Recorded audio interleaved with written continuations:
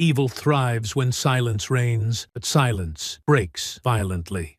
On a back road under the summer sun, two deputies closed in, certain they'd found another powerless man to intimidate. Marcus looked like an easy mark, black, alone, unarmed, and compliant enough for their routine stop. They laughed at his calm, mistaking patience for fear. What they couldn't see was the soldier inside him, a Navy SEAL forged by war and survival.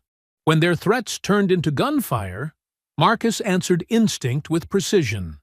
That day, predators became prey, and a quiet man became the spark of a movement they never saw coming. Before we go any further, comment where in the world you are watching from and make sure to subscribe, because tomorrow's story is one you don't want to miss.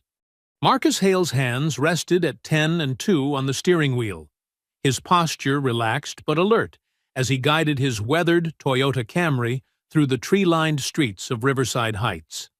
The late afternoon sun cast long shadows across the pavement, and the familiar scent of fresh-cut grass drifted through his slightly cracked window.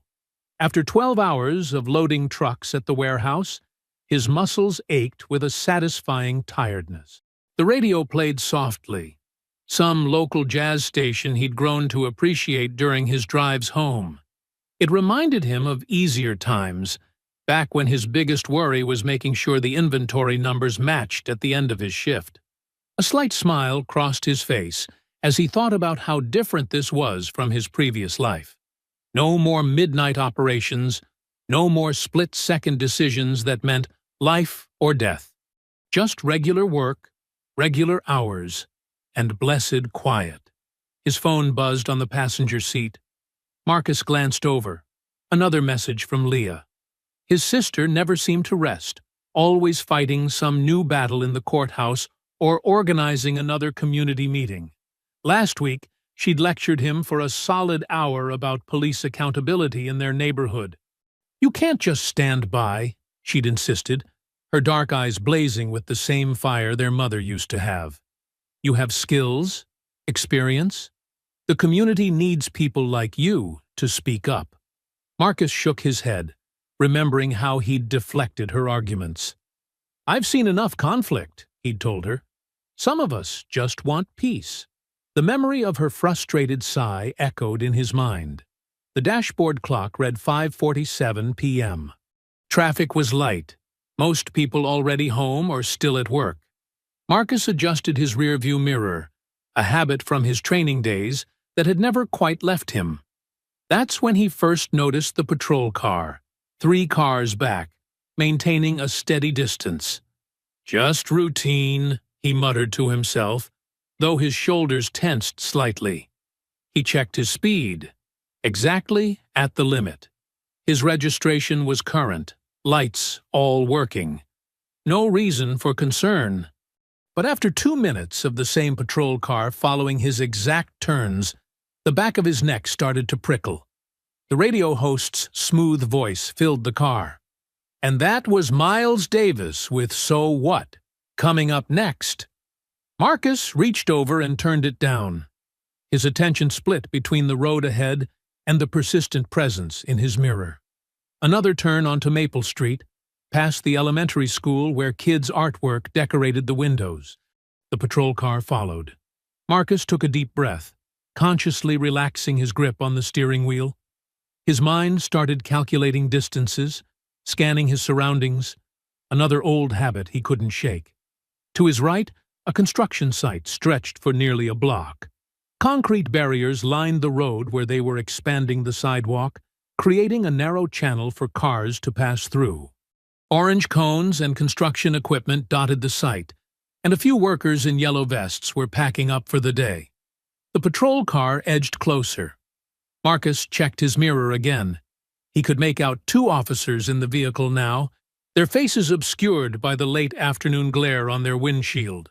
His heart rate remained steady, but his mind sharpened with familiar focus. 8 years of SEAL training had taught him to notice details. The way the patrol car's front bumper was slightly dented on the passenger side, how the driver sat forward in his seat, the fact that no other cars had passed them in the last 3 minutes. Leah's voice echoed in his head again. "It's different for us, Marcus. You know that." He'd argued with her then, said she was being paranoid. Now, watching the patrol car edge even closer, he wondered if his sister's paranoia wasn't wisdom in disguise. The radio host's voice drifted up again.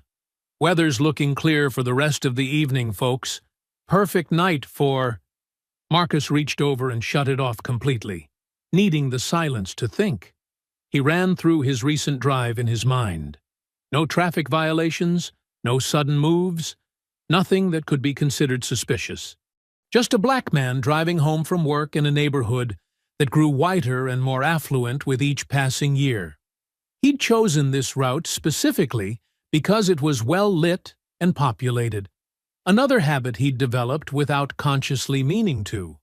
The concrete barriers created a canyon effect on either side of the road, their gray surfaces tagged with orange spray paint marking measurements for the construction crew. A few workers glanced up as Marcus's car passed, then returned to their end-of-day routines. The sun hit the barriers at an angle that cast long shadows across the road, creating a striped pattern of light and dark. That's when the flashing lights came on behind him, red and blue reflecting off the concrete walls and his rearview mirror. Marcus felt his jaw tighten, but his movements remained controlled as he signaled and carefully pulled his car to the right, positioning it precisely parallel to one of the concrete barriers. He let out a long, measured breath, the same kind he used to take before underwater training exercises. His hands stayed visible on the steering wheel, his posture straight, but not rigid. Through his side mirror, he watched the patrol car stop several feet behind him, its lights continuing to flash against the gathering shadows of early evening. The construction workers had stopped what they were doing, their attention drawn to the scene unfolding before them. Their yellow vests glowed in the patrol car's rotating lights, silent witnesses to whatever was about to happen next. The approaching footsteps on the asphalt carried a deliberate heaviness, boots striking the ground with unnecessary force. Marcus watched in his side mirror as two officers emerged from the patrol car. One tall and broad-shouldered, the other shorter, but just as wide. They moved with exaggerated swagger, hands resting on their utility belts near their weapons. The taller officer, Donnelly, according to his nameplate, reached Marcus's window first. He yanked a flashlight from his belt and shone it directly into Marcus's face, despite the afternoon sun still lighting everything clearly. "License and registration," Donnelly barked, his tone dripping with contempt. "And explain what business a man like you has in this neighborhood." Marcus kept his hands visible on the steering wheel. "My license is in my back pocket, officer. I'm going to reach for it slowly." "A man like you driving a car like this?" The second officer, Carter, sneered from behind Donnelly. "Sure it belongs to you?" "Yes, sir," Marcus replied evenly, his movements deliberate as he retrieved his wallet. "I live just 3 blocks from here. I'm coming home from work." Donnelly snatched the license, studying it with exaggerated suspicion. "Marcus Hale," he read aloud, making the name sound like an accusation. "And you expect us to believe you live in Riverside Heights?" "Been here 2 years," Marcus said, maintaining his calm despite the growing knot in his stomach. The construction workers had stopped pretending to work, watching the scene unfold with worried expressions. "Step out of the vehicle," Carter ordered, his hand now resting on his holstered pistol. "Now." Marcus complied, movements slow and precise. The concrete barrier pressed against his back as the officers crowded his space, forcing him away from his car. The setting sun cast their shadows long across the pavement. 3 dark figures stretched against the orange-painted barriers. Donnelly leaned in close, his breath hot against Marcus's ear. "You won't be going home tonight." The words carried a promise that made Marcus's combat instincts surge to life. 8 years of SEAL training screamed danger. Time seemed to slow as Donnelly's hand moved to his holster. Marcus felt the familiar clarity of combat awareness settle over him, the hyper-focused state where every detail became crystal clear. He noticed the sweat beading on Donnelly's forehead, the slight tremor in Carter's trigger finger, the way the construction workers had pulled out their phones. The cold press of Donnelly's pistol against Marcus's ribs confirmed what his instincts had already known. This was never about a traffic stop. They had followed him, cornered him, and now intended to kill him. Marcus moved before conscious thought took over. Years of training guided his muscles as he twisted away from Donnelly's gun, simultaneously drawing his own concealed firearm. The motion was fluid, practiced, perfect, the result of countless hours of drills and real-world operations. His first shot caught Donnelly in the side, precise and controlled. The officer's eyes widened in shock as he stumbled backward, his own weapon discharging harmlessly into the concrete barrier. Carter's response was pure panic.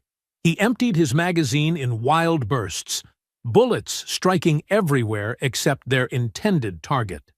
Marcus had already rolled behind the nearest barrier, his movements revealing years of tactical training. The construction workers scattered, some ducking behind their equipment, others running for cover while fumbling with their phones. The suburban street transformed into a combat zone. The sound of gunfire echoed off the concrete walls, creating a disorienting cacophony. Spent shell casings pinged against the asphalt. The acrid smell of gunpowder filled the air. Marcus pressed his back against the barrier, his white t-shirt now stained with dust and sweat. His olive-green cargo pants, chosen for comfort during his warehouse shifts, now served as combat wear. He gripped his pistol with both hands, muscle memory taking over as he fired carefully placed shots over his shoulder. Carter's panicked voice carried over the gunfire. "Officer down! Officer down! Suspect is armed and—" A bullet from Marcus struck the patrol car's hood near Carter's position, cutting off his radio call. The precision of the shot sent a clear message. This was no amateur they were dealing with. The realization seemed to hit Carter all at once. His next shots came wilder, more desperate. Marcus could hear the fear in the officer's breathing, the growing understanding that their intended victim was far more dangerous than they'd assumed. They had expected an easy target, someone to bully and eliminate without consequence. Instead, they'd attacked a man trained to survive in the world's deadliest environments. Carter's footsteps pounded against the pavement as he fled, leaving his wounded partner behind. His retreat was hasty, uncoordinated, the movement of someone who had never expected to face real resistance. The sudden silence felt heavier than the gunfire. Marcus remained in his defensive position, controlling his breathing just as he'd been trained. Sunlight caught the gun smoke drifting through the air, turning it golden. His hands trembled slightly as the adrenaline began to ebb, the full weight of what had just happened settling over him. He stared at his shaking fingers wrapped around the pistol, hands that had spent years loading boxes, trying to forget their deadly training. Hands that had just been forced to defend their owner against those sworn to protect and serve. The simple life he'd built, the peace he'd found in routine and anonymity, had shattered in a matter of minutes. Marcus's tires squealed as he pulled into Leah's driveway, gravel crunching under the wheels. His sister burst through her front door before he could even cut the engine, her face a mix of fury and terror. "Get inside! Now!" Leah hissed, grabbing his arm and practically dragging him through the doorway. Her modern living room, usually pristine and organized, showed signs of frantic pacing. Papers scattered across the coffee table, a half-empty wine glass tipped over on its side. "I saw it on the news," she said, slamming the door and engaging all three locks. "What were you thinking, Marcus?" "Actually, don't answer that. I know exactly what you were thinking because those racist bastards left you no choice." Her voice cracked with emotion. Marcus sank into her leather couch, his body finally registering the exhaustion. "They were going to kill me, Leah. Made it clear from the start." His hands were still trembling slightly. "One of them whispered it right in my ear. Said I wouldn't be going home tonight." Leah's pacing stopped. She turned to face him, her legal mind already working through scenarios. "Tell me everything. Don't leave out a single detail." As Marcus recounted the ambush, Leah's laptop suddenly chimed with a news alert. She rushed to open it, and Marcus moved to stand behind her. The screen showed shaky footage from a police body camera, the confrontation from earlier playing out in horrifying clarity. "Someone leaked it," Leah whispered, her eyes wide. "Look, you can see everything.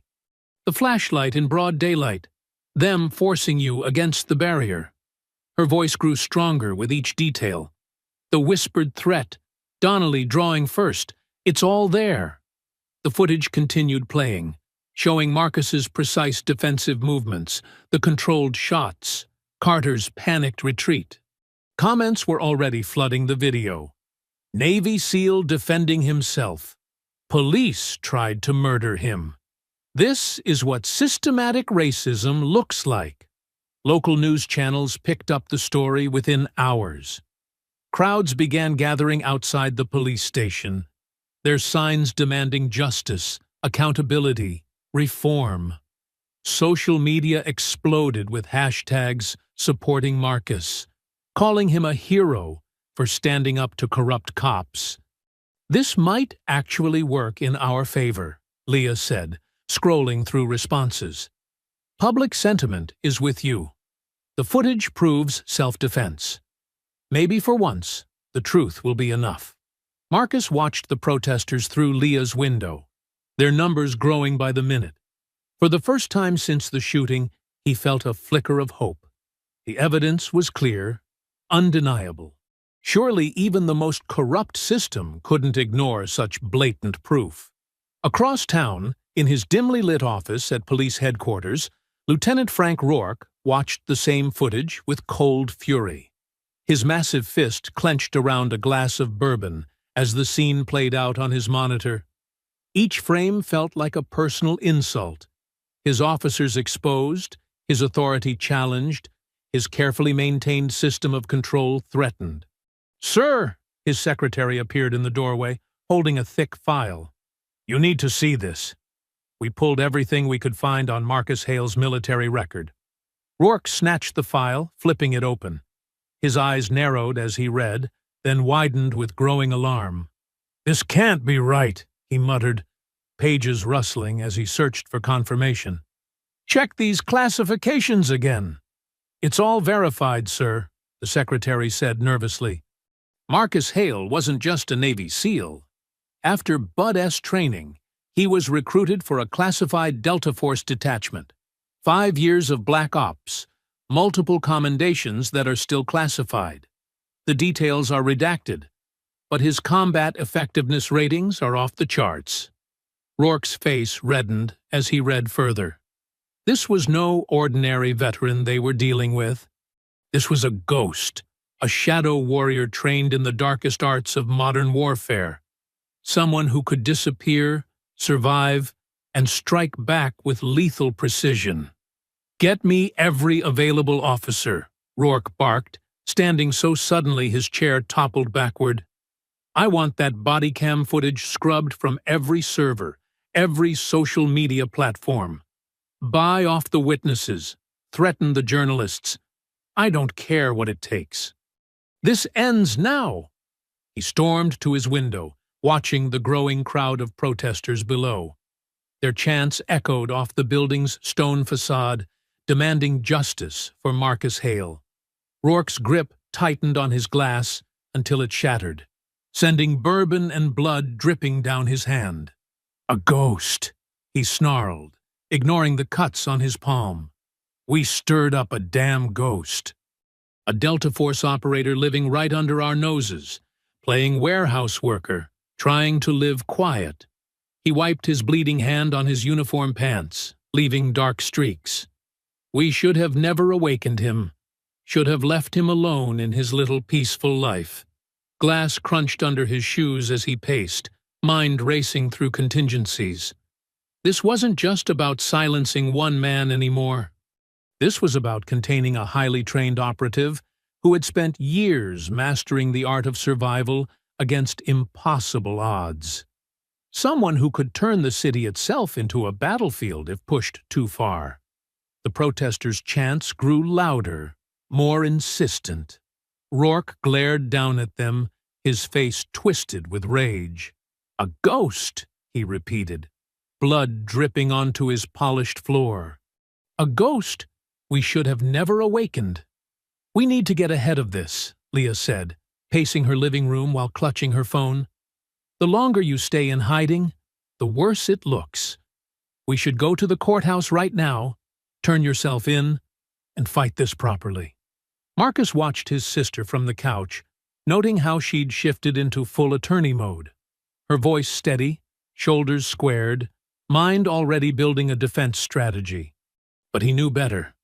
10 years of military service had taught him how systems really worked, how easily truth could be buried. "They'll lock me up and lose the evidence," he said quietly. "That body cam footage? It'll disappear. Witnesses will change their stories. You know how this works, Leah.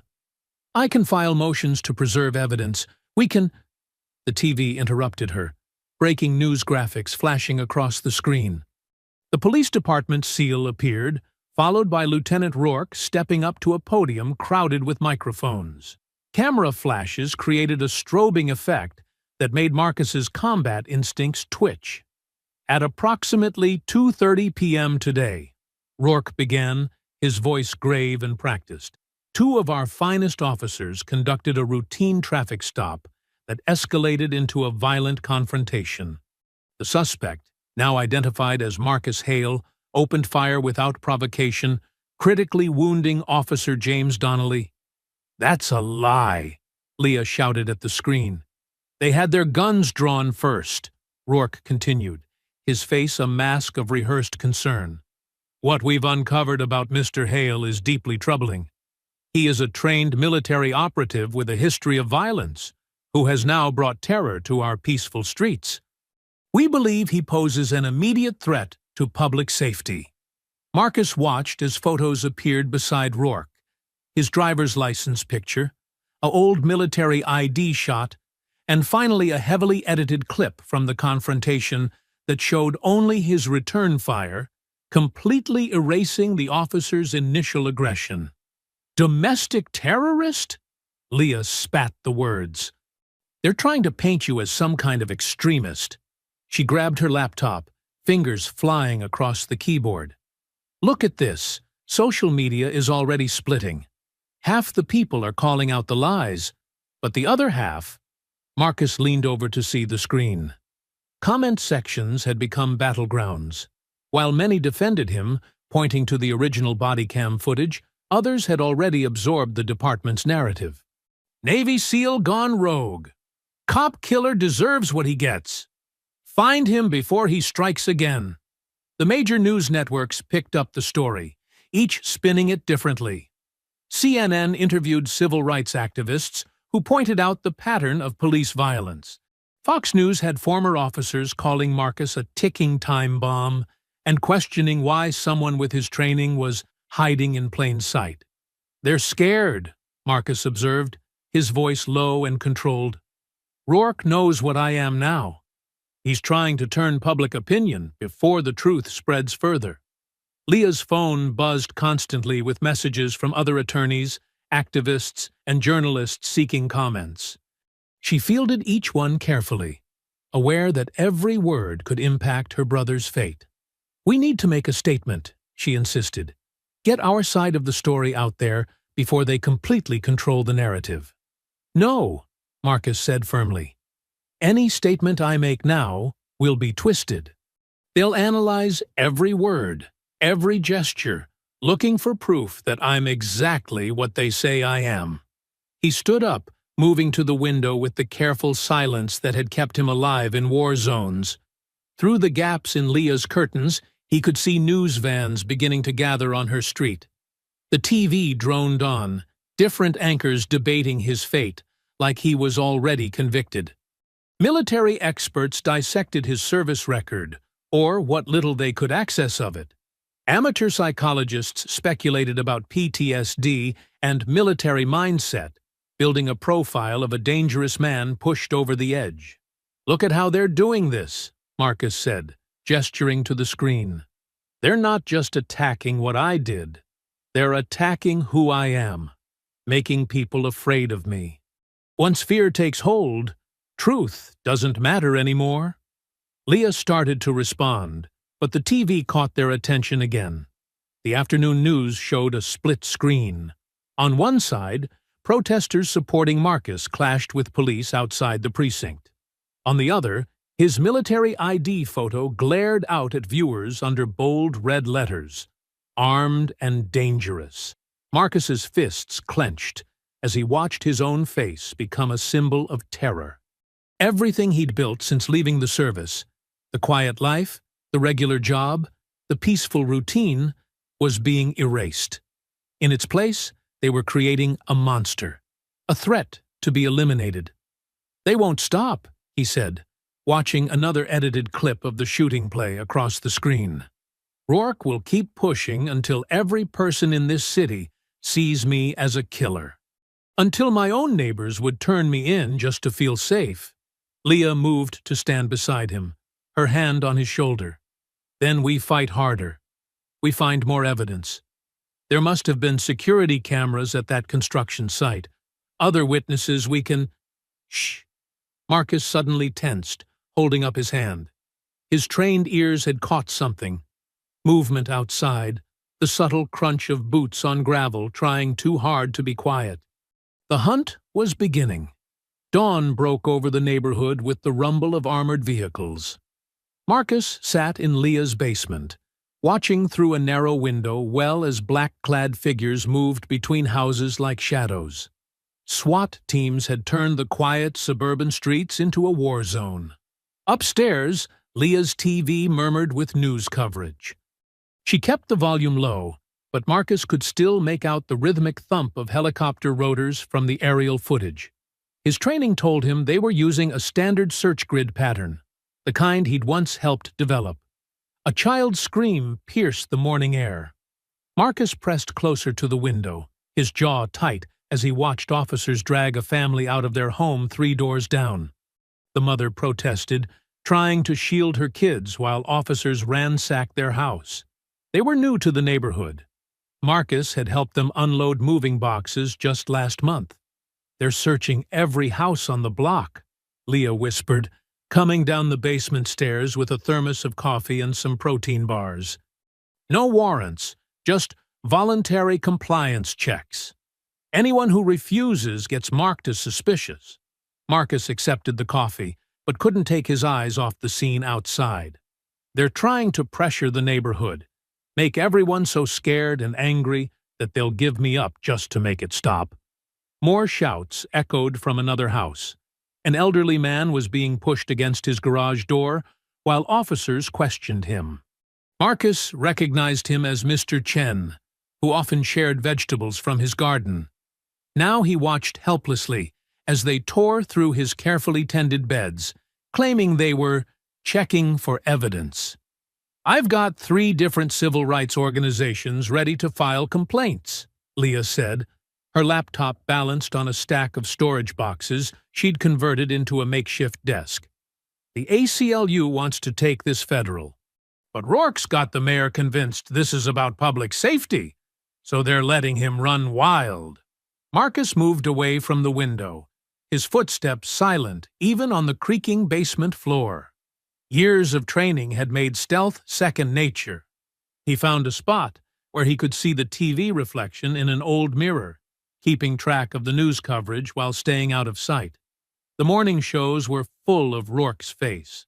He stood in front of cameras in his crisp uniform, playing the role of concerned commander perfectly.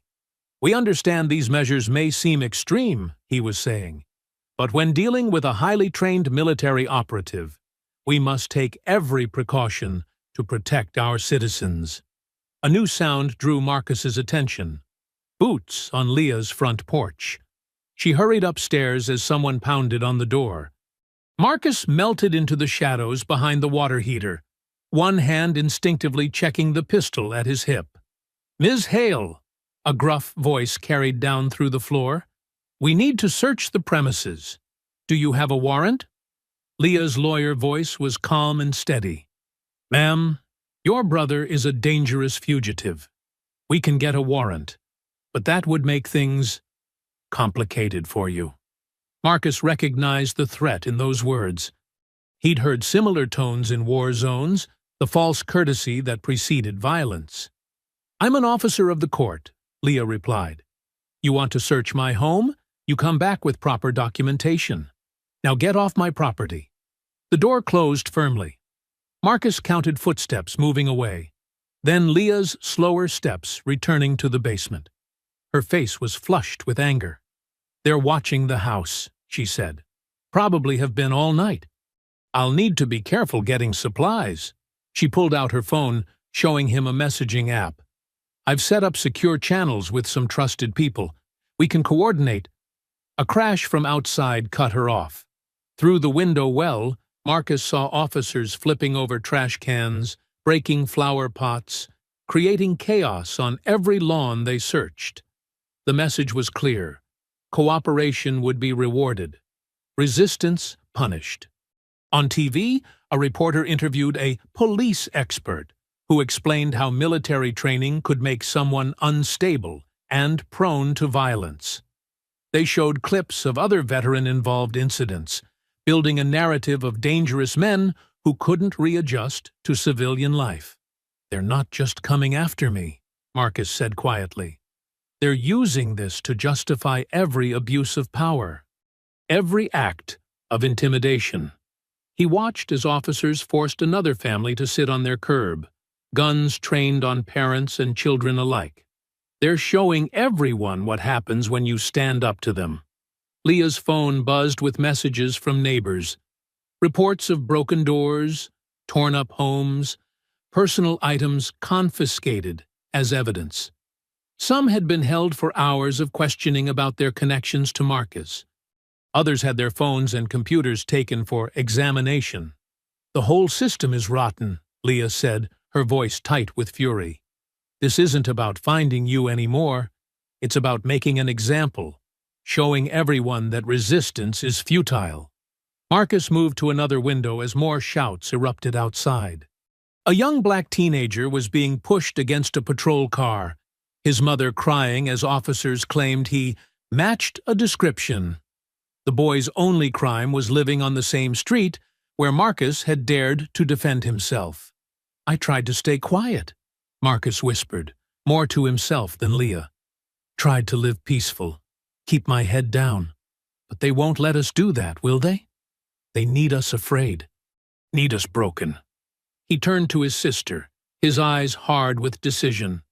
The passive man who'd driven home from his warehouse job was gone.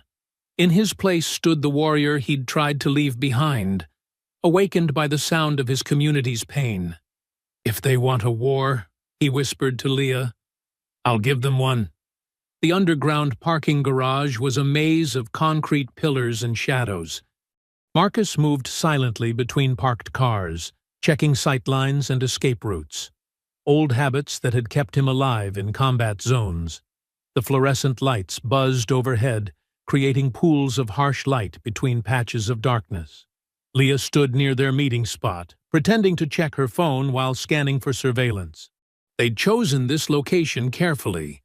Level B3 of an office complex, no cameras, multiple exits, and enough ambient noise from ventilation systems to mask conversation. "He's here," Leah whispered, spotting a figure emerging from the stairwell. Daniel Cross walked with purpose, his messenger bag slung across his chest. At 45, he carried himself with the careful alertness of someone who'd learned the hard way that truth-telling was dangerous work. His eyes swept the garage professionally, noting the same tactical details Marcus had already catalogued. Marcus emerged from behind a concrete pillar, moving like smoke. Daniel started slightly. Even expecting him, He hadn't seen Marcus's approach. "Mr. Cross," Marcus said quietly, extending his hand. "Thank you for coming. Call me Daniel." The journalist's handshake was firm. "And thank you for trusting me. Not many outlets are willing to question the official narrative right now." They moved deeper into the shadows, finding a spot where they could see all approaches while remaining hidden. Marcus positioned himself so he could watch both the main ramp and the emergency exit. His movements were fluid, automatic, the muscle memory of 100 combat operations. "Tell me everything," Daniel said, pulling out a small recorder. "From the beginning." Marcus spoke in clear, measured tones, describing the traffic stop, the officer's threats, the moment he realized they intended to kill him. He explained how they'd forced him toward the concrete barriers, using the construction site for cover. "They knew what they were doing," Marcus said. "They picked that spot carefully. No witnesses, no cameras. They'd done this before." Daniel nodded, taking notes. "I've been investigating Officer Donnelly for months. There's a pattern of similar stops, always in isolated areas. 3 black men have disappeared after encounters with him. No bodies, no evidence, just missing persons reports and grieving families." Leah pulled out her laptop, showing Daniel footage she'd gathered from nearby businesses. "Most of it's been confiscated by police, but we managed to save these clips. They show the officers drawing weapons first, prove it was self-defense." A car door slammed somewhere above them. Marcus melted into the darkness, moving to check the sound. His footsteps were silent on the concrete, his body naturally finding cover behind vehicles and pillars. Daniel watched with professional interest. "You move like a ghost," the journalist observed when Marcus returned. "Special operations?" "SEALs," Marcus confirmed quietly. "Then some other units. It's not something I advertise." "That's why they're so afraid of you," Daniel realized. "You're not just a witness to their crimes. You're someone who can fight back. Someone who knows how their tactical teams operate." Marcus nodded. "They're used to terrorizing civilians who can't defend themselves. But they picked the wrong target this time." More sounds echoed through the garage. Normal activity, people heading to their cars after work. But each noise made them pause, check their surroundings. Marcus constantly shifted position, never staying still for long. "The public needs to see this," Daniel said, examining the footage on Leah's laptop. "The real story, not Rourke's propaganda. People are already questioning the department's actions, especially after today's raids. They're getting sloppy," Leah added, "pushing too hard, too fast. The community's angry. Even people who usually support police are disturbed by what they're seeing." Marcus moved to another vantage point, scanning the upper levels through gaps in the concrete. His body was relaxed but ready, like a coiled spring. "They're scared," he said softly. "Scared of what happens if people stop being afraid of them." Daniel copied the files to a flash drive, then another for backup. "I'll broadcast this tonight. My producer's already on board. She's been wanting to expose Rourke for years. Once this goes public, it'll be harder for them to bury the truth." "Be careful," Marcus warned. "They'll come after you, too." "I've dealt with corrupt officials before," Daniel said, but his eyes showed he understood the danger. "I've got secure servers, multiple copies in different locations. If anything happens to me, the story still gets out." They heard footsteps on the stairs, multiple people moving quickly. Marcus signaled silently, using hand gestures that Daniel somehow understood. They split up, taking different routes to their exits. Marcus moved like he was back in combat, flowing from shadow to shadow. He caught glimpses of Daniel doing the same, showing surprising skill at staying hidden. The journalist clearly had experience evading surveillance. The footsteps turned out to be a group of office workers heading home, laughing about weekend plans. But the moment of tension reminded them all of what was at stake. 24 hours, Daniel promised, carefully checking the stairwell before preparing to leave. By this time tomorrow, everyone will know the truth. The flash drive disappeared into a hidden pocket in his bag. Marcus watched from darkness as Daniel walked away, his steps purposeful but unhurried. Just another professional heading home after work. For the first time since the shooting, Marcus felt something close to hope. The weight of silence had been crushing him. The pressure to accept injustice like so many before him. But now there was a chance for truth to emerge. "He'll get it done," Leah said softly, reading his expression. "Daniel's one of the good ones. He doesn't back down." Marcus nodded, already planning their next move. The soldier in him knew that hope was dangerous in battle, but sometimes it was the only thing worth fighting for. The midday sun beat down on the crowded streets as Marcus moved carefully through the sea of protesters. His dark hoodie was pulled low, obscuring his face, but his eyes remained sharp and alert. The air thrummed with energy as hundreds of voices joined together, their chants echoing off downtown buildings. "Justice for Marcus! Justice for Marcus!" It felt surreal hearing strangers shout his name. Some carried handmade signs with his photo. Others wore T-shirts declaring, "I stand with Marcus Hale." The crowd stretched for blocks.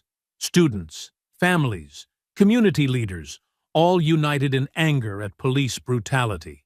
Marcus kept to the edges of the crowd, using his training to stay invisible while observing everything.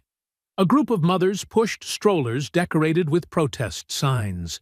Young men with megaphones led call and response chants. Elderly church ladies sat in folding chairs, fanning themselves in the heat while holding signs that read, "Our sons matter." "They can't hide the truth anymore," a speaker shouted from a makeshift platform. "We all saw that footage. They tried to murder an innocent man, a veteran who served this country." The crowd roared in response. Marcus felt his throat tighten. After years of keeping his head down, trying to live quietly, he'd become a symbol. These people were risking their safety to demand justice, not just for him, but for countless others who'd faced similar violence. He spotted police gathering at the intersections, their riot gear gleaming in the sun. The sight triggered his combat instincts. Their body language was wrong, too tense, too eager. They were preparing for violence. A young boy nearby tugged his mother's sleeve. "Mom, what's that smell?" Marcus recognized the acrid scent an instant before the first canister arced through the air. "Tear gas!" he shouted, his voice lost in the sudden screams. "Cover your faces!" White clouds billowed through the crowd. People scattered, choking and stumbling. Marcus pulled his hoodie up to cover his nose and mouth, fighting the urge to run. Instead, he moved deeper into the chaos, helping others escape the chemical clouds. Through the haze, he saw Officer Carter leading a line of cops in riot gear. They swung batons indiscriminately, shoving elderly protesters to the ground, striking anyone within reach. Carter's face was twisted with ugly satisfaction as he grabbed a woman's phone and smashed it.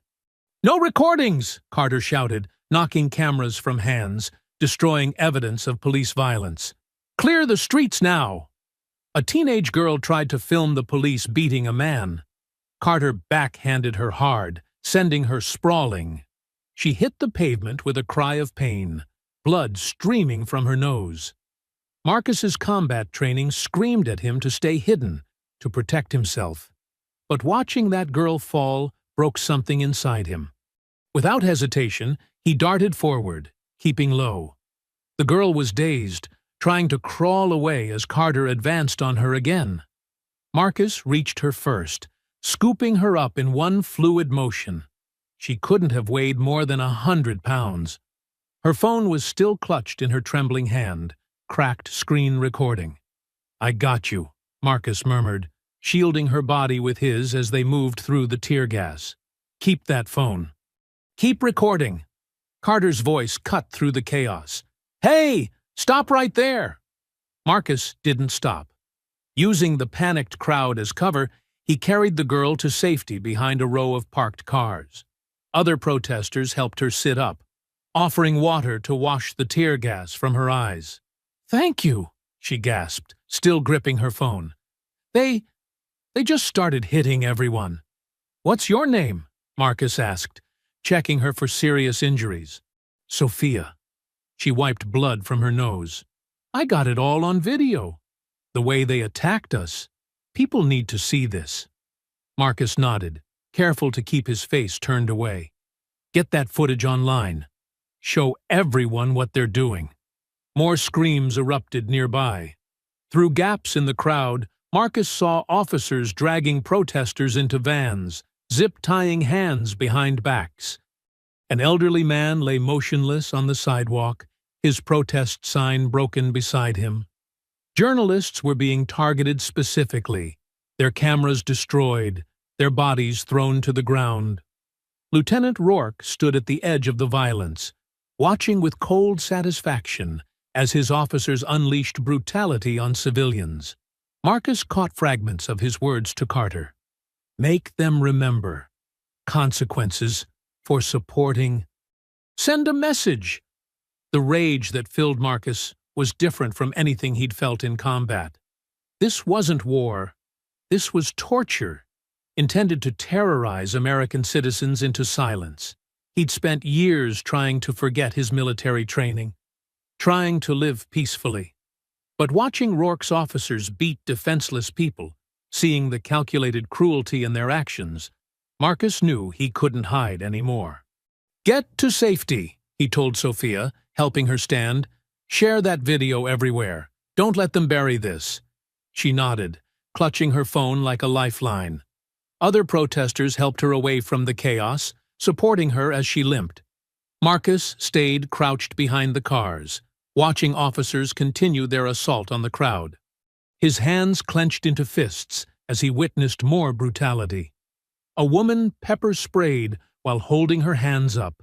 A teenager slammed face first into a wall. An old man kicked while lying on the ground. "I won't run anymore," he whispered, the words tasting like a vow. The time for hiding was over. These people were fighting for him, facing violence in his name. He owed them more than silence. As evening fell, Marcus and Leah huddled around a laptop in her darkened basement.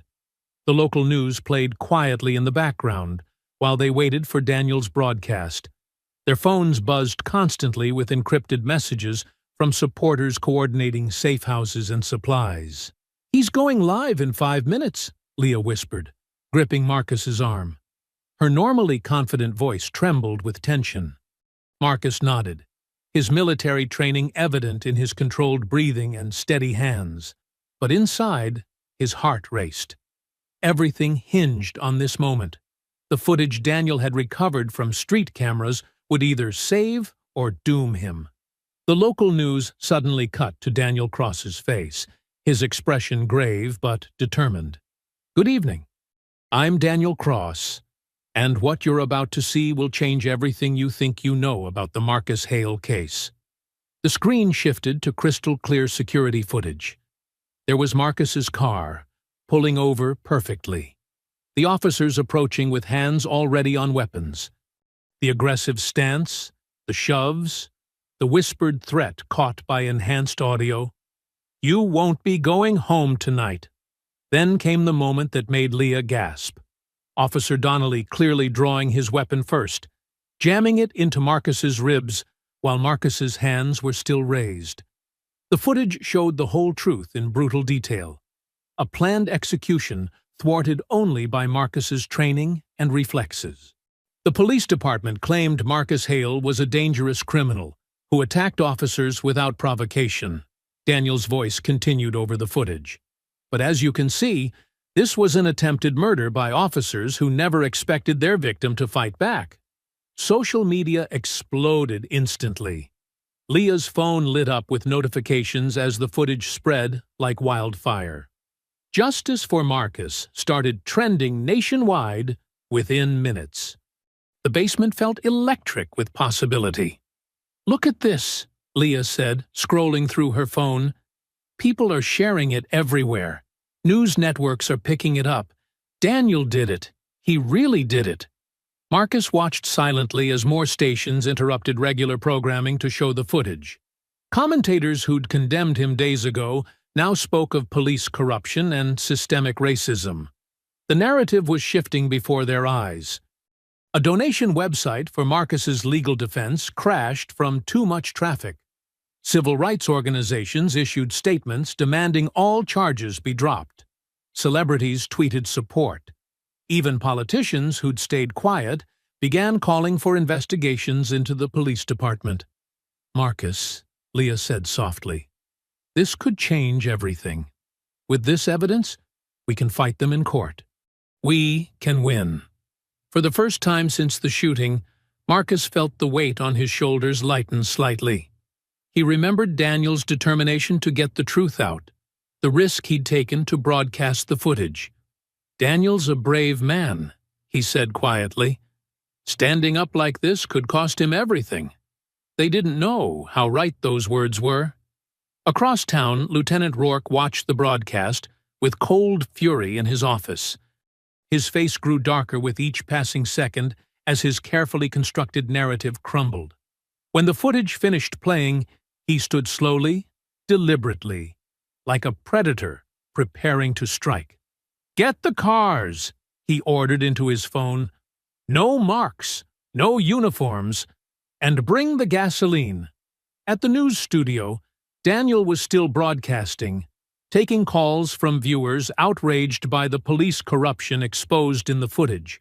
The studio buzzed with energy as ratings soared and social media engagement broke records. "The response has been overwhelming," Daniel told his audience, his tired face alive with purpose. "We're seeing protests starting spontaneously in cities across." The studio doors burst open.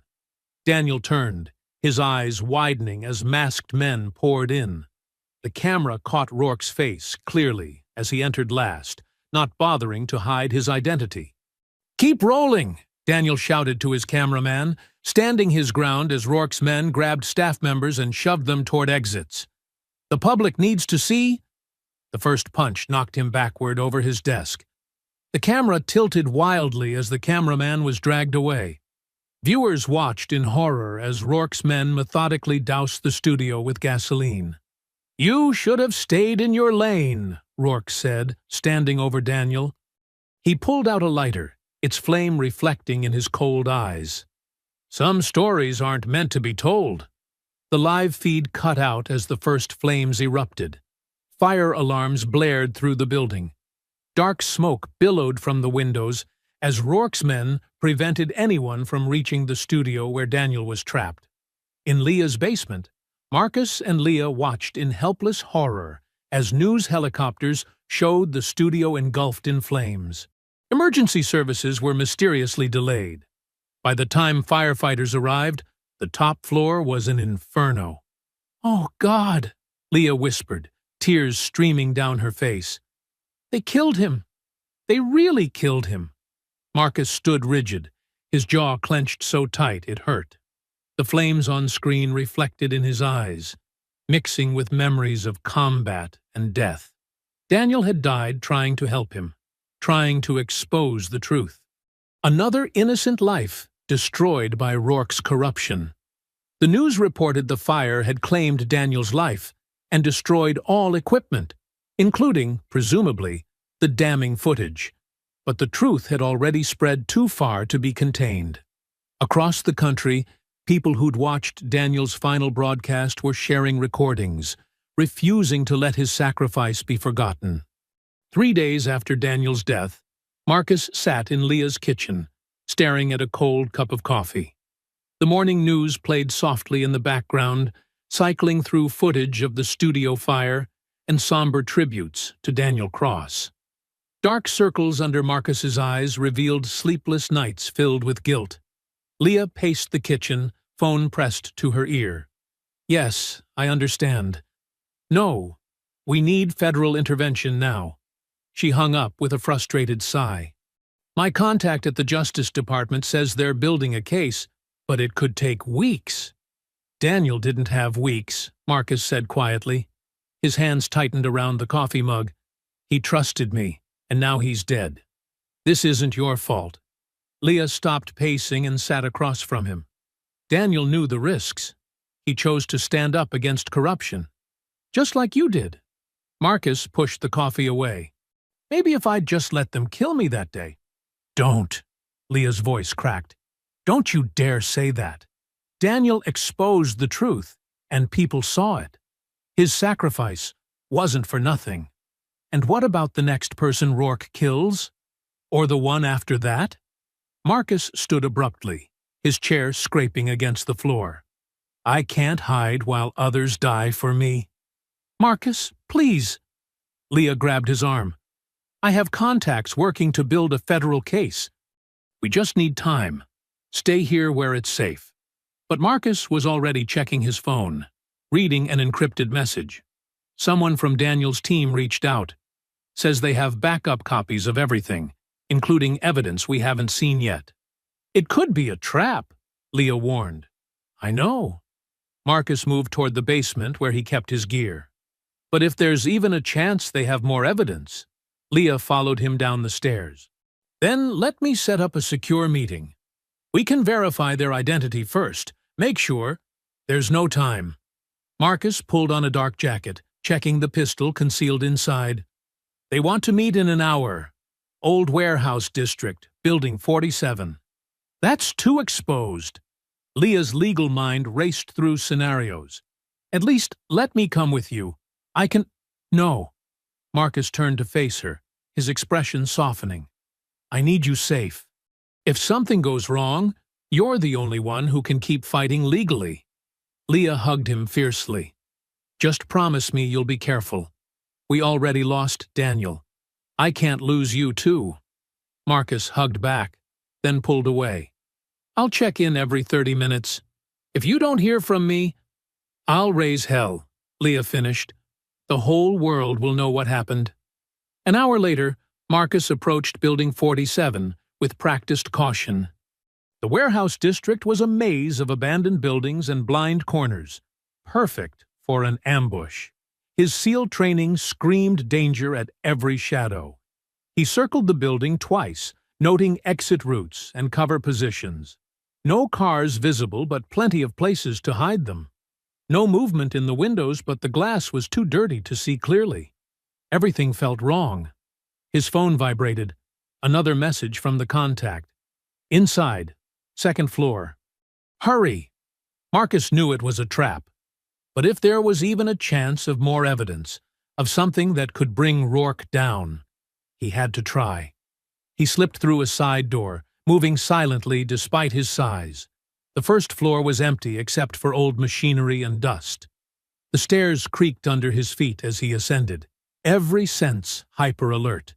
The second floor was darker, windows blocked by old shelving. Marcus's hand moved to his concealed weapon. Hello? He called out. I'm here about Daniel. The lights blazed on suddenly, blinding him. Police! Don't move!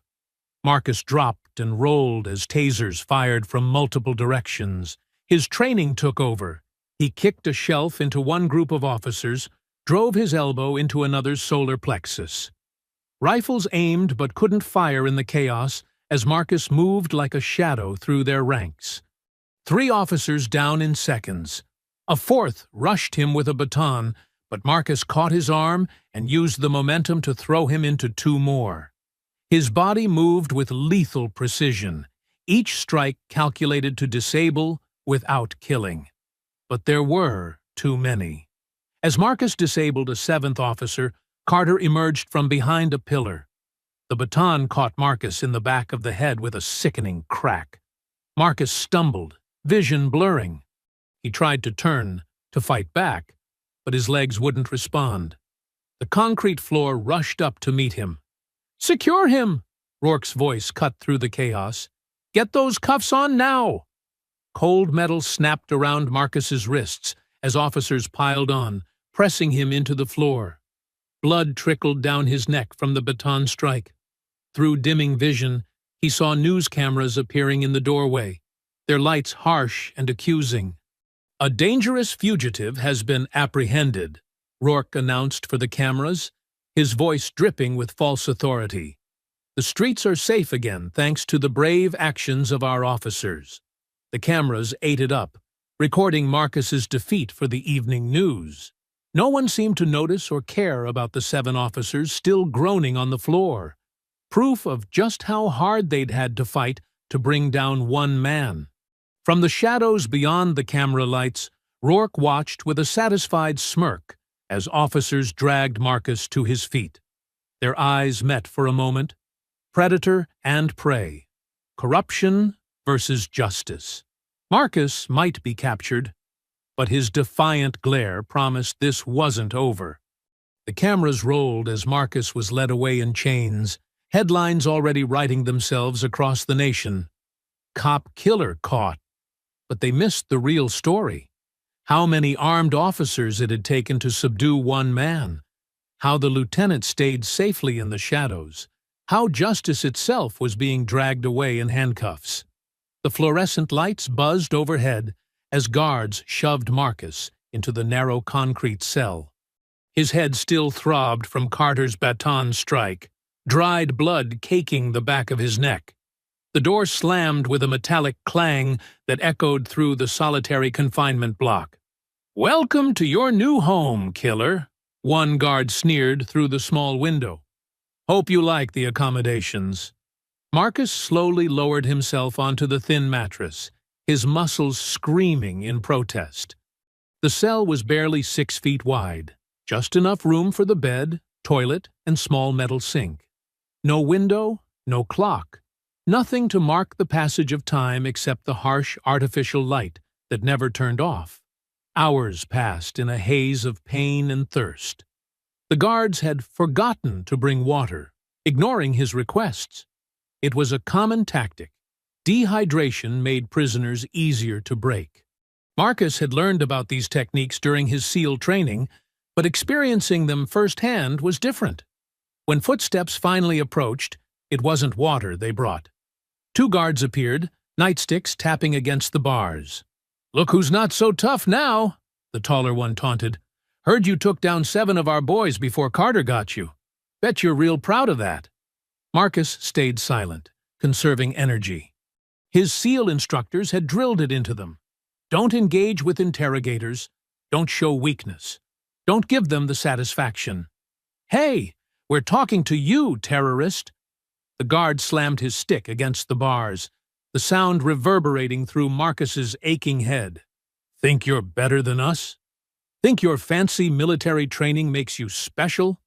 Still no response. Marcus focused on his breathing, slow and steady, just like during Hell Week when they'd been forced to endure hours of surf torture in the freezing Pacific. "Whatever." The guard spat on the floor. "Enjoy dying of thirst, hero."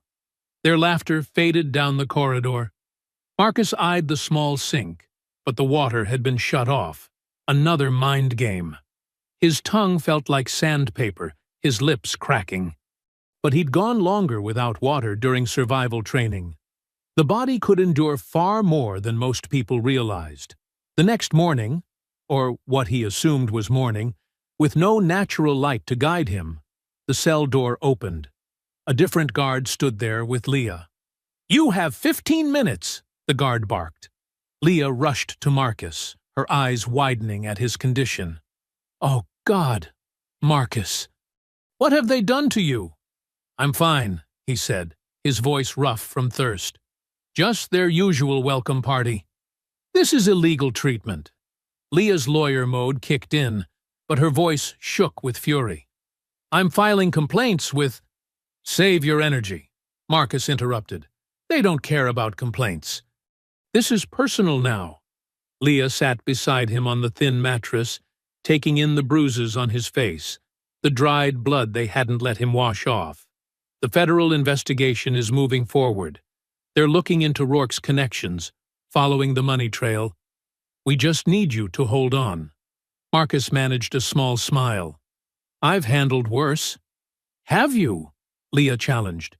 "This isn't a war zone, Marcus." This is supposed to be justice. Maybe there's not much difference anymore. Marcus shifted, wincing at the pain in his ribs. At least in war, you know who the enemy is. Leah grabbed his hand, squeezing hard.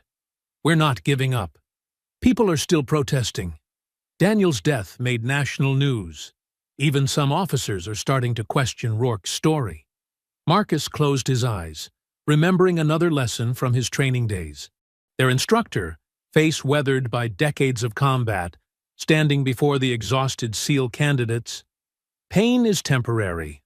Honor is forever. Remember that when everything else fails you. Marcus, Leah's voice pulled him back. Stay with me. Stay strong. Always do. He squeezed her hand back. How's the neighborhood? Still under siege. Rourke has patrols everywhere, harassing anyone who speaks up. But people aren't backing down. They're organizing, documenting everything. Time's up. The guard banged on the door. Leah stood reluctantly. I'll be back tomorrow, and I'm bringing water, whether they like it or not. Be careful, Marcus warned. Rourke's desperate now. That makes him dangerous. So am I. Leah's eyes flashed. They picked the wrong family to mess with. After she left, the silence pressed in again.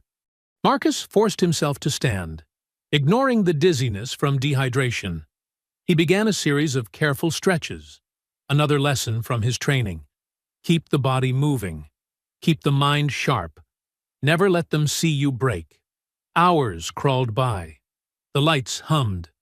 Guards passed, some ignoring him, others stopping to taunt.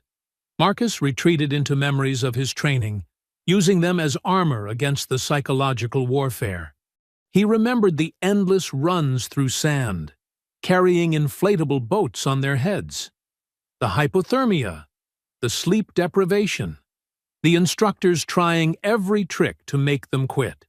But most of all, he remembered the brotherhood. Men from all backgrounds, united by a code of honor stronger than any prejudice. Night brought no darkness, just fewer footsteps in the corridor. Marcus lay on his back, staring at the ceiling, feeling every bruise and ache. In the artificial quiet, he could almost hear his old instructor's voice. They can break your body, but they can't break your spirit unless you let them. Marcus touched the dried blood on his neck, thought of Daniel's courage, of Leah's determination, of all the people still fighting outside these walls. His voice was barely a whisper in the empty cell. They think this is the end. It's not. Officer Miguel Torres sat alone in the evidence room, staring at the small backup drive in his trembling hands. The late-night shift was quiet, with only skeleton crews manning the precinct. Perfect timing for what he had to do. His police radio crackled with routine updates. A domestic disturbance across town, a drunk driver on Main Street. Normal police work, the kind he'd dreamed of doing when he joined the force. Not this corrupt nightmare he'd stumbled into. The footage on the drive haunted him. He'd discovered it purely by accident while cataloging evidence from Daniel Cross's burned studio. Most of the journalist's equipment had been destroyed, but this drive, tucked away in a fireproof safe, survived. Torres had watched it in secret, sick to his stomach as the truth unfolded in high definition. The body cam footage showed everything. Officer Donnelly's racist taunts, the deliberate escalation, the whispered threat to Marcus. It was textbook police brutality, exactly what Torres had sworn to fight against when he took his oath. "What are you still doing here, rookie?" Torres nearly jumped out of his skin.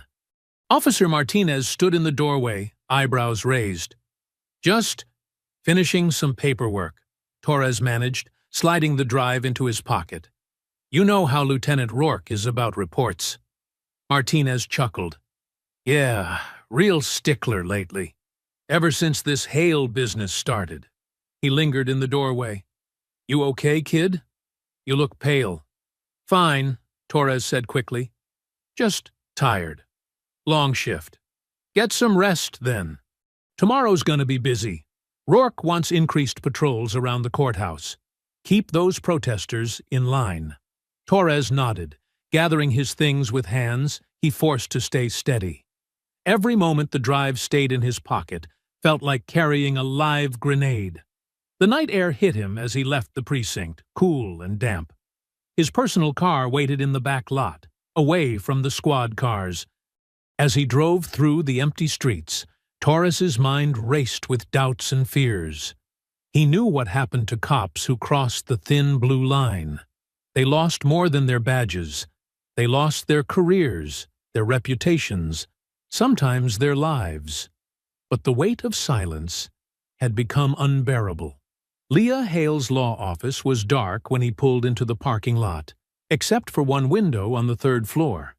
He'd done his research. She often worked late, especially since Marcus's arrest. Still, approaching a civil rights attorney felt like high treason to everything he'd been taught at the academy. The security guard at the front desk barely glanced up from his crossword puzzle. "Office is closed." Torres showed his badge. "Police business. Ms. Hale is expecting me." It was a lie, but the badge worked its usual magic. The guard buzzed him through, and Torres took the stairs, too anxious for the elevator. Leah's office door was open, warm light spilling into the hallway. She looked up from her desk, surrounded by case files and empty coffee cups. Her eyes narrowed at his uniform. "Can I help you, officer?" Torres closed the door carefully behind him.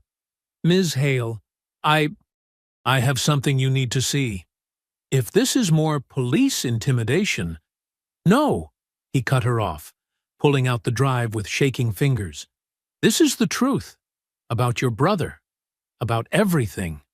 Leah stood slowly, her expression guarded. "What are you talking about?" "Daniel Cross's footage. The real footage. Not what they showed on TV. It survived the fire." Torres set the drive on her desk. "I found it in evidence.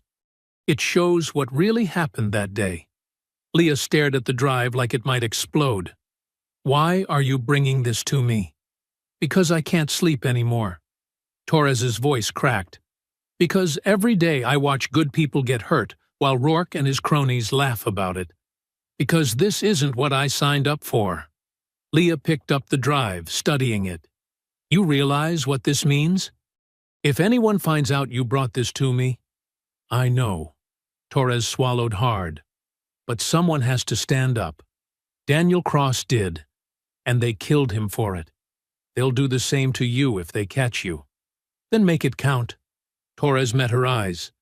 "Make sure everyone sees what really happened.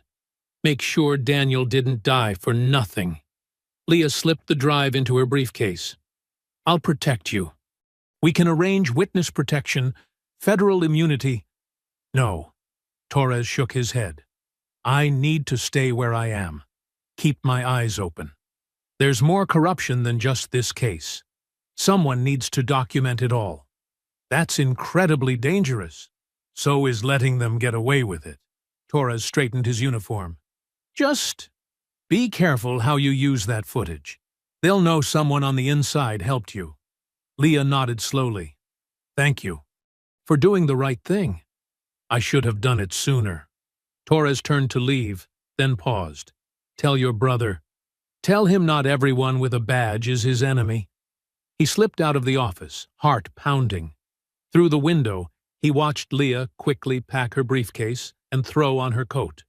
She moved with purpose now, a woman with ammunition finally in her hands. As she hurried to her car, Torres leaned against the wall, suddenly exhausted. He'd just thrown away everything he'd worked for, everything he'd dreamed of since childhood. His career, his safety, maybe his life, all hanging on the hope that truth still meant something in this world. But watching Leah drive away with the evidence that could save her brother, Torres felt something he hadn't experienced since this nightmare began: peace. Whatever happened next, he'd chosen his side. He'd chosen right over easy, truth over loyalty, justice over power. His hands had finally stopped shaking. Leah's hands trembled as she connected her laptop to a maze of cables in the basement of the community center. Around her, a dozen activists huddled over their own devices, their faces lit by screen glows in the dim light. The air hummed with nervous energy and the whir of cooling fans. "Servers ready?" she asked Maria, a local tech whiz who'd volunteered her expertise. Maria nodded, fingers flying across her keyboard. 5 different streaming platforms, all running through secure VPNs. If they try to shut one down, the others keep going. Plus, I've got 20 community groups ready to share instantly. "They'll try to trace it," Leah warned, clutching the precious drive. "Let them try." Maria grinned. "By the time they figure out where it's coming from, the whole world will have seen it." Reverend Jackson, who'd offered his church's basement as their broadcast hub, placed a steadying hand on Leah's shoulder. "The people are ready, child. Truth has a way of spreading like wildfire." Leah took a deep breath, remembering Daniel's death, Torres's risk, and Marcus sitting alone in his cell. She plugged in the drive. "Okay, let's do this right. We need to add context. Explain what people are seeing." "I've got protest footage queued up," said Jamal, a young filmmaker. "Shows how they've been terrorizing the neighborhood since this started. Split screen with the body cam video? Perfect." Leah's legal training kicked in. "And I want to highlight key moments. Freeze frames, where you can clearly see Donnelly draw first. Show the timestamp that proves they waited to ambush Marcus." The team worked quickly, professional despite their makeshift studio. They added captions, enhanced audio, and created a clear timeline of events. The footage was damning, not just of the officers involved, but of the entire cover-up that followed. 5 minutes to broadcast, Maria announced. Community networks are standing by. Black Lives Matter chapters across 3 states are ready to share. Local Facebook groups, Twitter networks, everything. Leah's phone buzzed. A text from Torres. "Rourke just got word something's happening. Be careful." She showed the message to Maria, who nodded grimly. "They can't stop all the streams. Not fast enough." 3 minutes, called Jamal. Leah thought of Marcus, how he'd tried to live quietly, avoid conflict, how they'd forced him into this fight. Her hands steadied as she prepared to narrate the opening statement they'd written. 1 minute. The basement fell silent except for the hum of equipment. Reverend Jackson squeezed her shoulder again. "Speak truth to power, sister. Streaming live in 3, 2, 1. Leah's voice was clear and strong as she faced the camera. "My name is Leah Hale. I'm about to show you what the police department tried to bury, what they killed a journalist to keep hidden. This is the truth about what happened to my brother, Marcus Hale."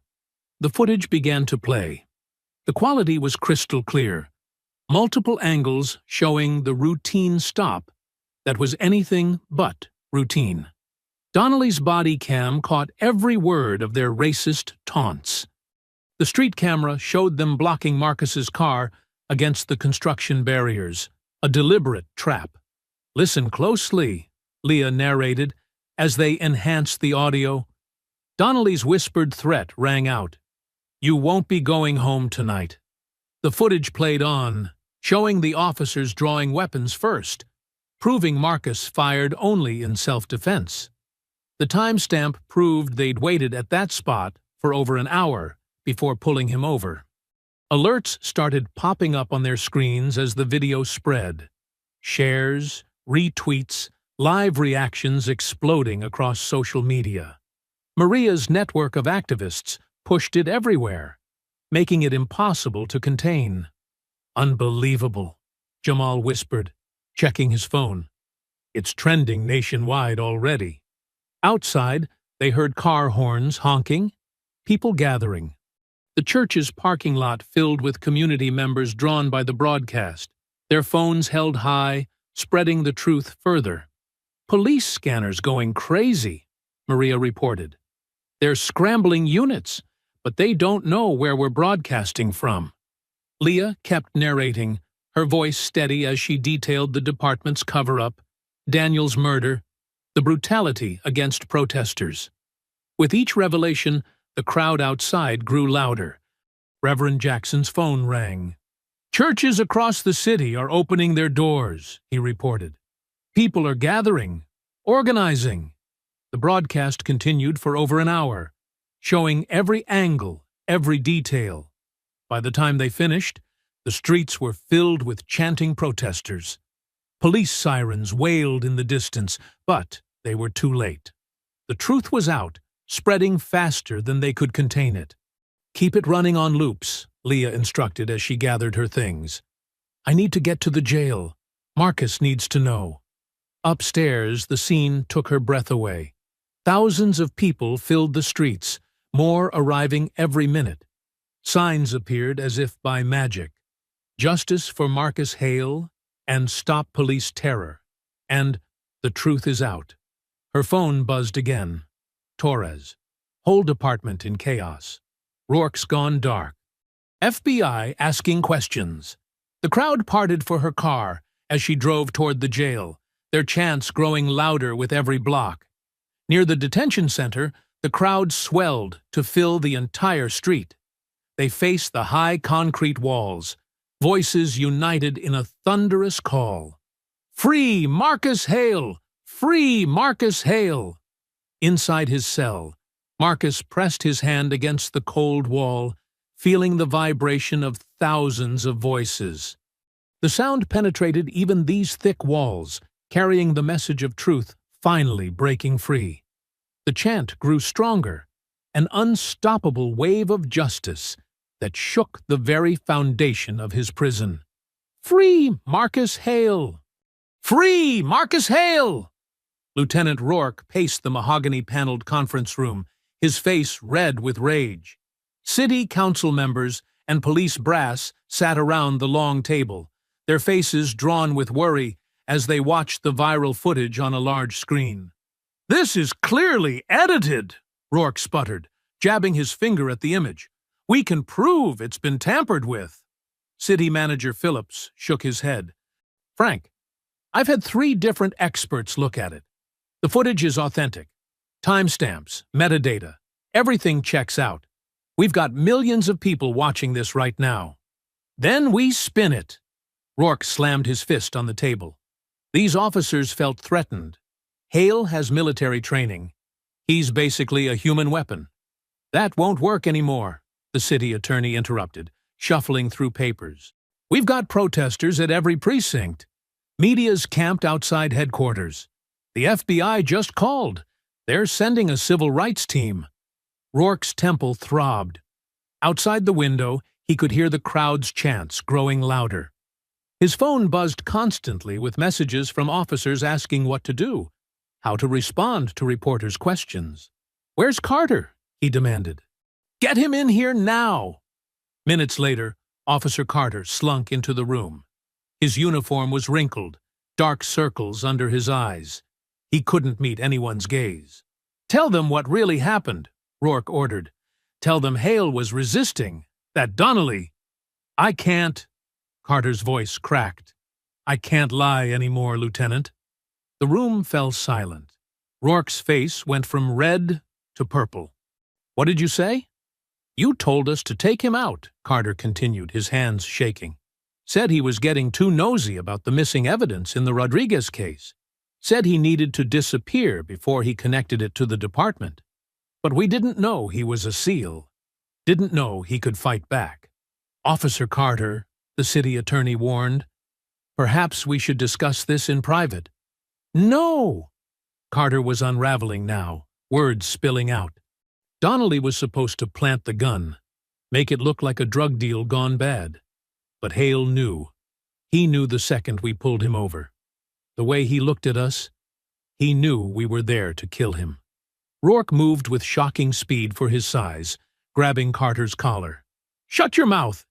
Get your hands off him!" Phillips stood up. "Frank, this is over. The feds are coming. We need to contain the damage." A commotion in the hallway cut him off.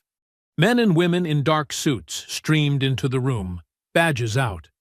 FBI, everyone stay where you are. Rourke released Carter, stepping back. An agent in a sharp blazer approached him. Lieutenant Frank Rourke, I'm Special Agent Martinez. We're here to seize all department files related to the Marcus Hale incident, as well as any internal affairs investigations from the past 5 years. You have no authority, Rourke began. We have federal warrants. Martinez's tone was ice. And we've received multiple whistleblower complaints about systematic civil rights violations. Please step aside. More agents poured in, heading for the records room, the evidence lockers, the computer servers. Rourke watched helplessly as they began boxing up files. Carter sat heavily in a chair, head in his hands. I want to make a statement, he said quietly. About everything. The Rodriguez case, the missing evidence, what really happened with Hale. Officer Carter, Martinez nodded to a colleague, we'll take your statement in a formal interview. Please come with us. Rourke's world crumbled as he watched Carter leave with the feds. His phone buzzed again. More officers wanting to talk. More evidence surfacing. The dam was breaking. In the detention center across town, Marcus sat on his narrow bunk, listening to the protests outside. The walls seemed to vibrate with the energy of the crowd.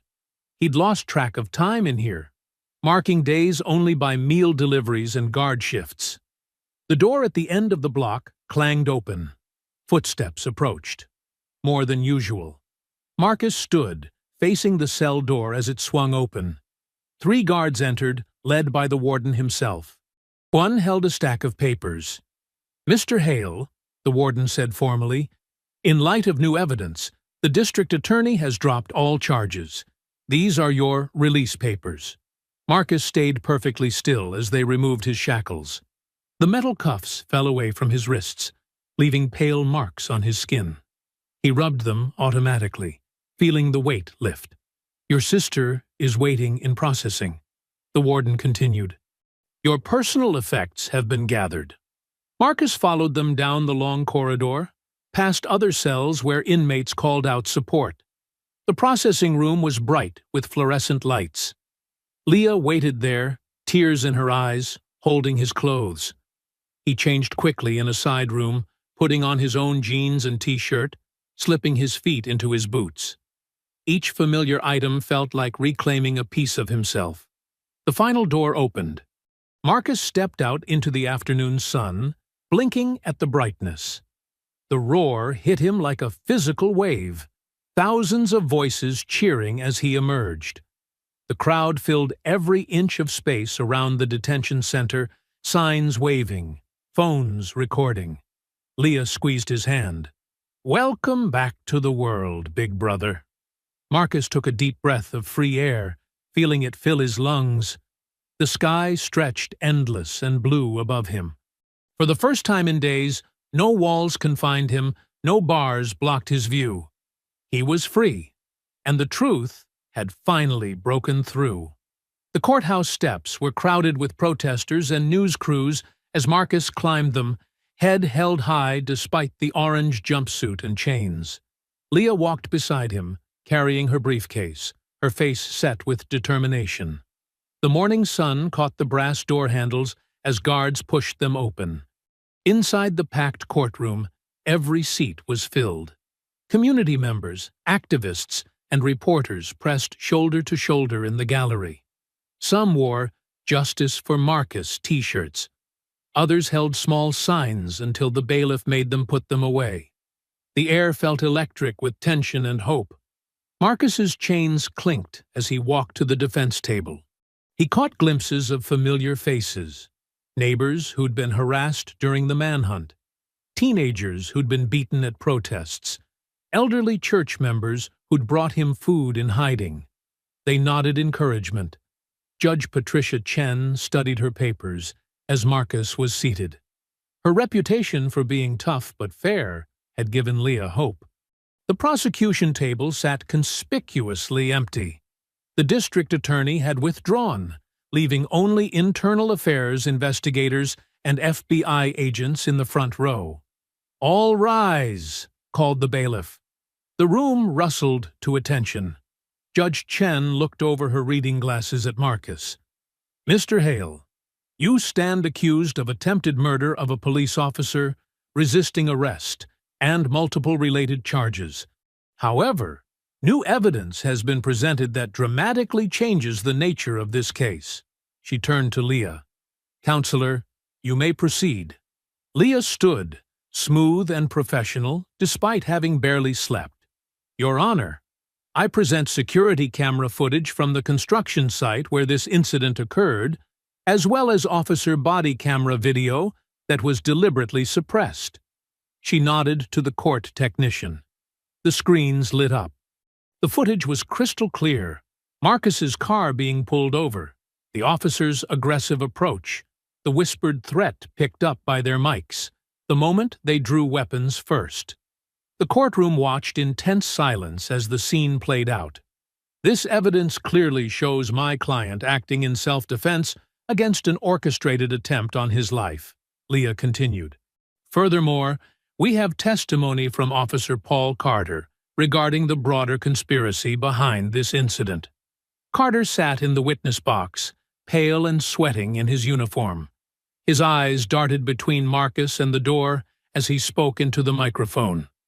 "Lieutenant Rourke ordered us to take Marcus Hale out," he said, voice shaking. "Said he was asking questions about missing evidence in another case, evidence that would have exposed department corruption. We were supposed to make it look like a drug shooting." He swallowed hard. "But we didn't know who we were dealing with. Didn't know he could fight back." A murmur ran through the gallery. Judge Chen's face darkened as Carter continued describing years of covered-up misconduct, planted evidence, and brutality against civilians, all under Rourke's command. "And where is Lieutenant Rourke now?" the judge asked sharply. As if on cue, the courtroom doors burst open. Rourke strode in, still wearing his uniform despite being suspended. "This is all lies, Your Honor. Carter's been coerced. The footage is fake." "Lieutenant Rourke," Judge Chen's voice cut like steel, "you were not called to testify, and based on the evidence presented, you are no longer in any position to—" "This man is a threat." Rourke jabbed a finger at Marcus. "He's trained to kill. He's trying to destroy everything we've built. Federal agents, take him into custody," Judge Chen ordered. "Lieutenant Rourke, you are in contempt of this court." Two FBI agents moved quickly to grab Rourke's arms. He fought them, face purple with rage, as they wrestled him into handcuffs. "You can't do this. I was protecting this city. I was—" "Remove him," the judge commanded. The gallery watched in stunned silence as the former lieutenant was dragged out, still shouting. Judge Chen took a deep breath, then fixed Marcus with a steady gaze. "Mr. Hale, please rise." Marcus stood tall, chains rattling. The room seemed to hold its breath. "Having reviewed all evidence and testimony, I find that you acted in clear self-defense against a premeditated attempt on your life by corrupt officers. All charges against you are hereby dismissed." She paused, removing her glasses. "Furthermore, I am recommending a full federal investigation into the police department's conduct and civil rights charges against all involved officers." The gavel cracked like thunder. "Case dismissed!" The gallery exploded in cheers and applause. Marcus felt the chains fall away as Leah threw her arms around him.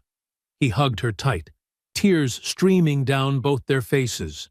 Years of military training hadn't prepared him for this moment.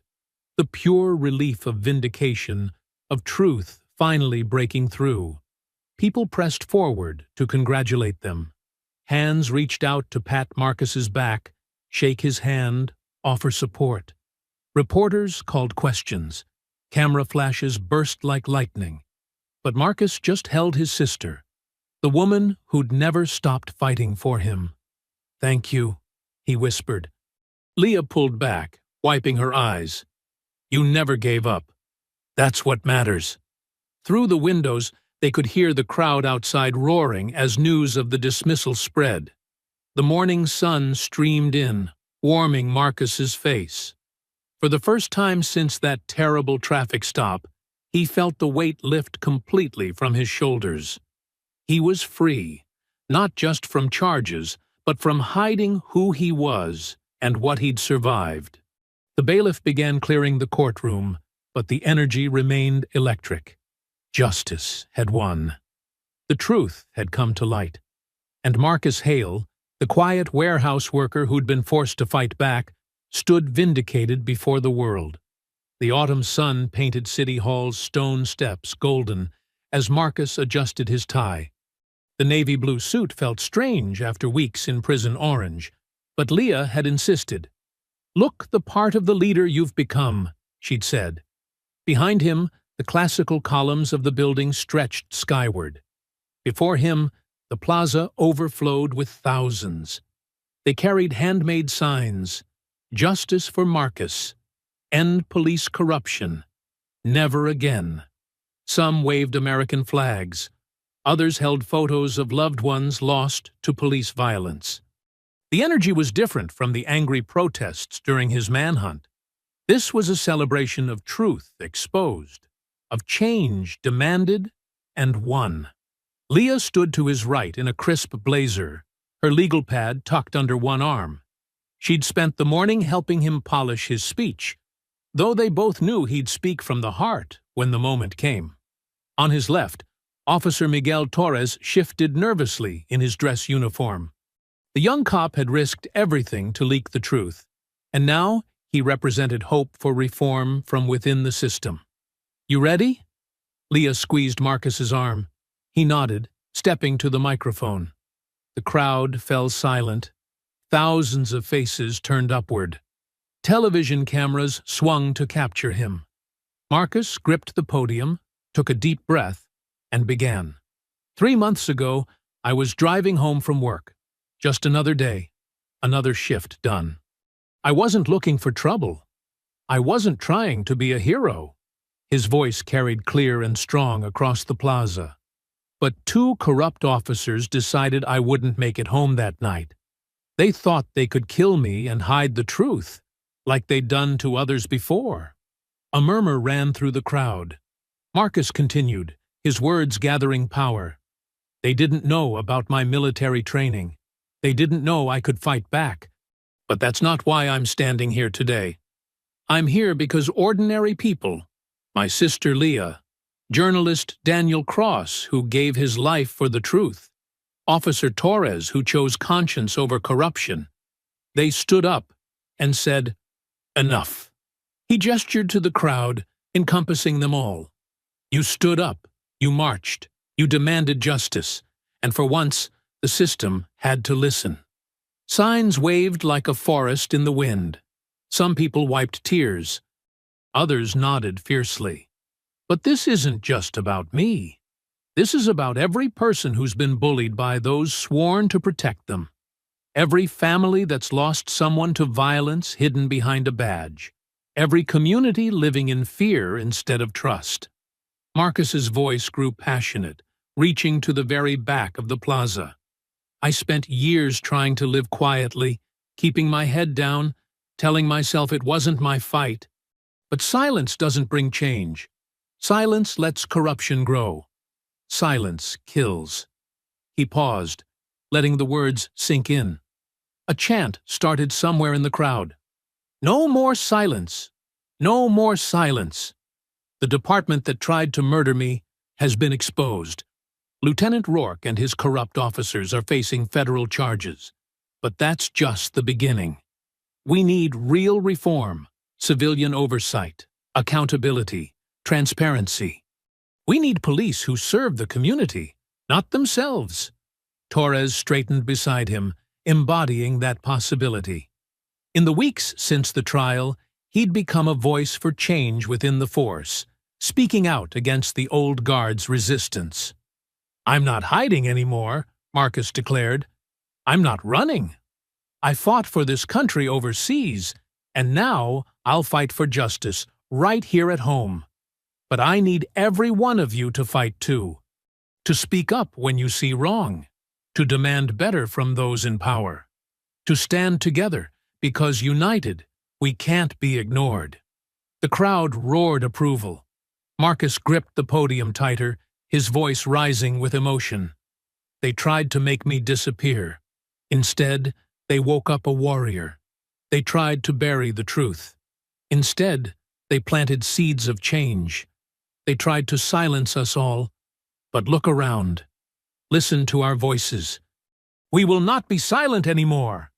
The plaza erupted. People hugged strangers, raised their fists, chanted his name. Marcus felt the energy wash over him like a wave. This was what he'd trained for, fought for, survived for, not just personal victory, but the chance to make real change. Leah stepped forward, tears gleaming in her eyes. She'd fought so hard for this moment, using law and truth as her weapons. Torres stood at attention, his young face full of purpose.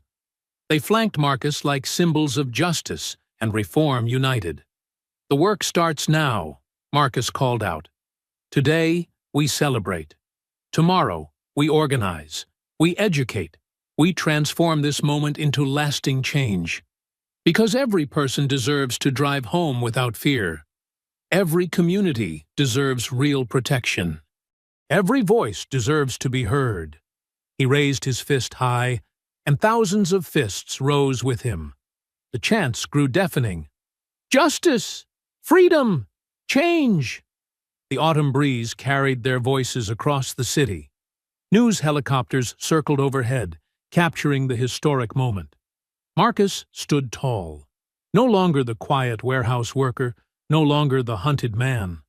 He was a leader now, a symbol of resistance and hope, proof that truth could still triumph over power. The afternoon sun caught his raised fist, casting its shadow across the city hall steps, where so many corrupt officials had once walked. But today belonged to justice. Today belonged to the people. Today marked a new chapter, not just for Marcus Hale, but for every person who'd ever faced systemic oppression and dared to fight back. His voice rose one final time, strong and clear. "Together, we rise. Together, we change. Together, we are unstoppable." The crowd's answering roar echoed off the surrounding buildings, a thunder of determination and hope rolling across the city like a wave of change that could never be turned back. I hope you enjoyed that story. Please share it with your friends and subscribe so that you do not miss out on the next one. In the meantime, I have handpicked 2 stories for you that I think you will enjoy. Have a great day.